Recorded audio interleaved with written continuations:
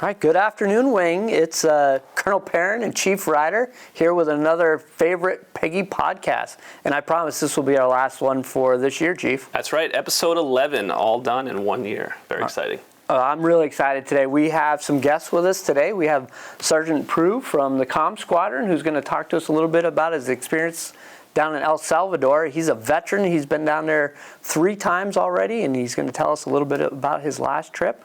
We also have General Davis with us today, as well as Senior Buttrick, who are going to talk a little bit about Granite Wings. That's right. Full schedule. Sergeant Proulx, it's over to you. Yes, sir. Well, happy to be here. I hope everyone had a good Christmas.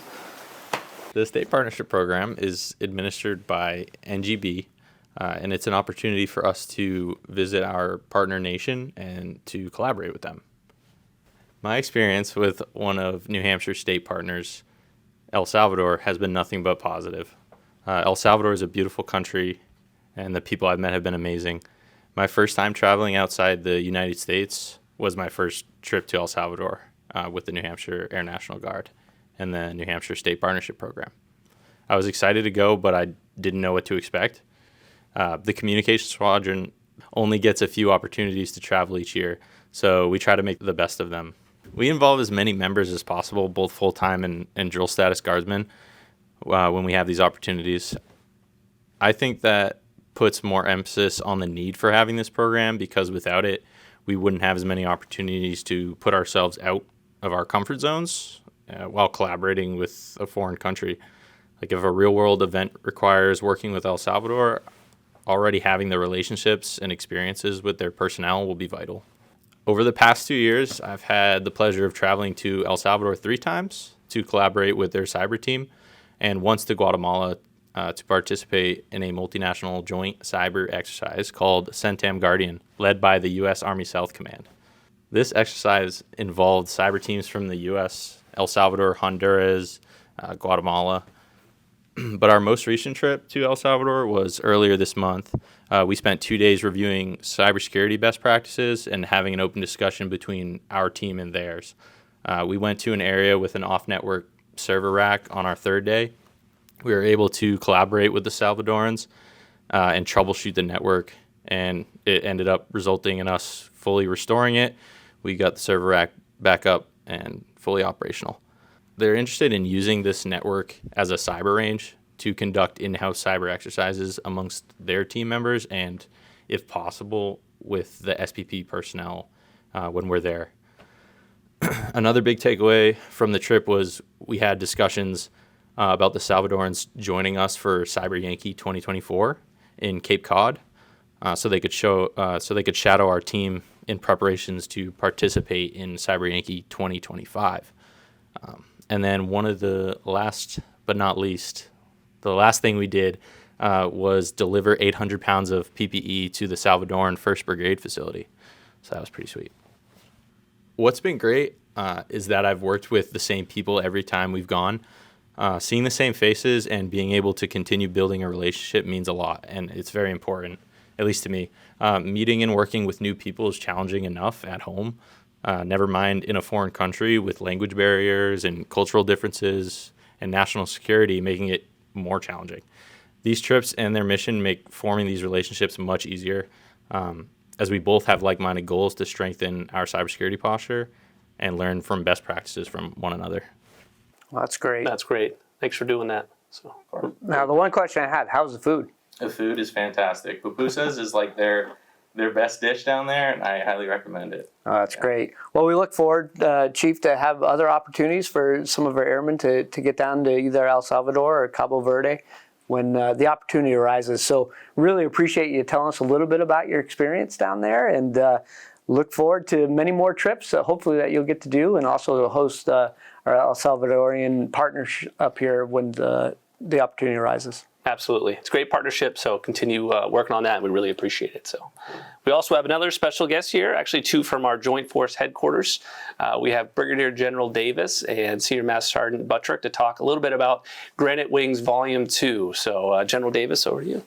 Good morning, actually good afternoon. Thanks for having us, and we want to build some excitement and some interest in Granite Wings II. Granite Wings I coincidentally came out the year that I joined the unit, and it gave me an excellent window into the organization I was joining. And I'm looking forward to seeing Granite Wings II as a retrospective on all the significant events that have occurred since I joined. And an ancillary benefit, it's going to be a recorded history of the unit in a time when our other former ways to document things like the refueler newspaper or a base historian have gone by the wayside with technology. It will be a great archive of all the information. So Senior Master Sgt. Daric Buttrick is our project NCO on this, and he's been doing some great work and going to give us some details on the project. Thank you for having me. Granite Wings II has been a great project that I've really had fun doing so far, and I'm looking forward to completing in the next few months. Getting to read, getting to put together the history of our airmen has been awesome, and to tell the story. That said, one of the things we're looking for is unit and personal stories. There is still time to get those in, especially the recent ones from 2020 to 2022, that section of the book. I've got a great, very dry history of our COVID experience, but I know there's some great personal stories that we're looking for from that. Yeah, Yeah, it's, oh, yeah. it's going to be great. A couple questions. How long of a story are you looking for? A paragraph or two. Okay, and what's the best way for our folks to get it to you? It's going to be to email me directly. My name, Daric Buttrick, is in the global, but ultimately call me, email me, whatever, however you want to get it to me is good. Absolutely. It was a strange time that we all went through during COVID, and I'm sure we've all experienced things that we will never experience again. So if you have a story out there you want to tell and you want to personalize it and memorialize it in the Granite Wings II, reach out to Senior Buttrick, reach out to myself, we'll get in the right hands. Now, Senior, is there any other periods that you're looking for information on, or is that really just the last little bit of finishing this up? That's kind of the last little bit. However, we can still add to what we have. The people who worked the project before me doing the research phase up through 2019 did an amazing job. So a lot of that information was collected at that point from the units. It's just when they stopped and the world kind of shifted its focus, we lost momentum. Well, thank you. We look forward to seeing it when it's published. We certainly do, and thanks for having the passion to keep that moving forward, because I know we've been working on this project for quite a while now, and really appreciate both your efforts on getting that restarted and seeing it to completion. Thank you. Well, sir, it's time to finish the podcast. Really want to look back on December before we look ahead on 2024. Yeah, Chief, and the December UTA was a great drill. Very proud. We got an opportunity to recognize our annual award winners at our ceremony on Sunday morning, and it was just a tremendous time, and it was really pleased to recognize our airmen. Absolutely. Congrats to our annual award winners. The Airmen, NCO, Senior NCO, and First Sergeant will go on to compete at the Region 1 level. So we look forward and wish them good luck, and hopefully we do well and then compete at the national level. Yeah, it was great. We went right from our awards ceremony to squadron potlucks, where I know everyone had a really good time getting to spend a few hours with their friends and families and getting to talk about all the tremendous accomplishments over the past year. Absolutely. And then we finished the day off with the Winter Carnival. What an amazing event over at Hangar 254 and over in the Building 149 Airmen Center. Awesome to see everyone's family up there. Amazing interaction with those families, and then amazing support throughout the base, throughout the squadrons, and really was a fantastic event we built upon from the year before. So it was an awesome event. I had heard we were over 500 folks that attended that Winter Carnival, so that was a truly amazing afternoon. Absolutely. The Pole Express was my favorite, but overall it was a great event. So thank you to everyone who was involved in that, and thank you for your continued support of that event. So now we're looking forward to later on in the month, we had our annual awards, the state annual awards, where the TAG was able to recognize our award winners as well as the Army counterparts winners as well, sir. Yeah, I really appreciate, we had over 100 of our airmen who went up to the ECTC up in Pembroke to cheer on their award winners from the wing, as well as recognize our Army Guardsmen and their accomplishments over the past year. We also took an opportunity to have our professional development opportunity that afternoon over at the Heritage Hall at Joint Force Headquarters, and that was a great opportunity for our airmen. Absolutely. Brought about 30 folks to the Jock and to the Heritage Hall to expose them, and it was really good. So good stuff. Looking forward, Chief. I know we're closing out the 2023. It's hard to believe this year has flown by, but looking forward to 2024 and all that it will bring. We're going to stay focused on readiness, as you heard me say in my closing remarks over the December UTA. We have our big capstone event, which culminates of 5 years of inspections, just showcasing that this wing is doing its business day in and day out, and that will be in June of this year. And then in October, we're going to send our ops and maintainers out late October to Afrigen for their first deployment with KC-46. Absolutely. And the big thing we need to focus on with the capstone coming up is really our UEI survey. It's open right now. It's going to be open through the January UTA, and we're looking for participation for our folks to come out and give your perspective to the AMCIG team. It's 100% anonymous, only takes about a few minutes to complete, and this, like I said, is your opportunity to give the AMCIG team your perspective regarding your workplace, resources available, and any other pertinent items you think you want to share. Yeah, I've seen, Chief, around the base we have QR codes set up for that survey. I know at times our airmen get surveyed out. I know I do. But please, if you could take 5 minutes just to fill that out, it really will set us up for success in June. Absolutely. One other thing I'm really excited to announce is the Retiree Activities Office. So the 157 is standing that up. It's our very own office. It's going to be located in the second floor of Building 100. It's going to be manned during the week, not during the UTA, by volunteers of retirees.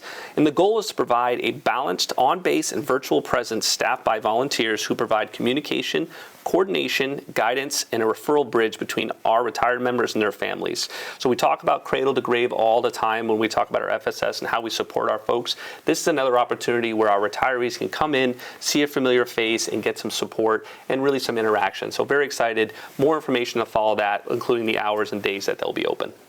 No, that's great. It's going to be nice to see some of our retirees upstairs. Absolutely. And then looking towards the January UTA, as always, it's a busy UTA. We never don't have a busy UTA. So a couple really exciting things going on this UTA weekend. First is the First Sergeant Symposium. That's scheduled for Saturday and Sunday. That's hosted by our unit First Sergeants in the BAP and covering topics such as First Sergeant responsibilities, maintenance of discipline, and any other development opportunities. So the class is filling up right now, but if you're interested in attending, just reach out to your unit First Sergeant or reach out to me, and I can get you in touch with the right person to get you in that class. Fantastic opportunity, even if you're looking just to grow as an NCO. Well, also that afternoon, we're going to have a karaoke night and cornhole tournament in the Airmen Center at 15:30, led by our Airmen's Council. And then Saturday morning, we're also going to have a COCO connection led by our wellness team at 9:30 in the Airmen Center as well. So lots of opportunities on Saturday for connectiveness. And then Sunday, our new human resource advisor, Master Sgt, is going to host a 4 lenses course at 8 o'clock in Building 145, the MSG conference room. Great course and awesome opportunity for some of our folks who never had it to learn a little bit about motivating reluctant people, communicating, and strengthening some leadership abilities. So all in all, a great UTA weekend, lots of opportunities to develop yourself and get some connectedness. Yeah, no, it sounds good, Chief. There will certainly be opportunities, though, to get your AFSC training done, which we hear time in and time out that there doesn't seem to be enough time in the 2 days. So please take advantage of not only developing yourself, but also your AFSC training, as well as IMR. I've got to foot stomp that, Chief. Absolutely. Readiness, number one priority. Coming out of the UTA weekend on the Friday after the UTA, our annual awards packages for our winners going up to Region 1 are due to me. So continue to work those through your 9Gs and then get them to me, as well as our quarterly awards for the fourth quarter. So that's October, November, December. Those packages are due to your group chiefs as well. Those are 4 lines, very quick, 1206 for that, but a great way to recognize our airmen NCOs and senior NCOs. All right, great. Well, looking forward to the drill, Chief. It's going to be great. We'll get out and about, and hopefully we'll see you all out there. Wanted to say thanks again to our guests today, Sergeant Proulx from Comm Squadron for being here, General Davis, and Senior Buttrick. Thanks again for your time. Live free or die.